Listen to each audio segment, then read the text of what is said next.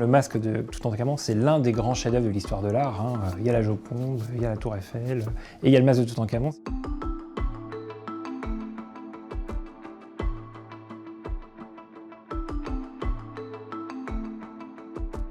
C'est un objet qui fait plus de 50 cm de haut, en or massif, et surtout ce qui est très beau, c'est que même si l'or est visible, l'or va aussi servir de structure pour sertir d'autres matières, que ce soit de la cornaline, de la turquoise, voire même du cristal de roche pour les yeux. C'est un vrai objet joaillier en fait.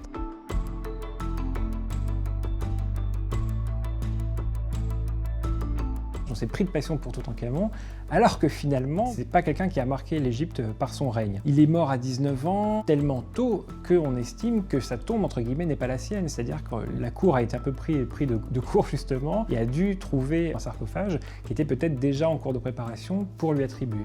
Alors d'après des recherches récentes, et notamment des scans qui ont été réalisés au début des années 2010, on a pu reconfigurer en fait le vrai visage de Toutankhamon. Alors c'est des hypothèses, mais les quelques modèles qui ont été réalisés s'écartent de beaucoup des traits du masque.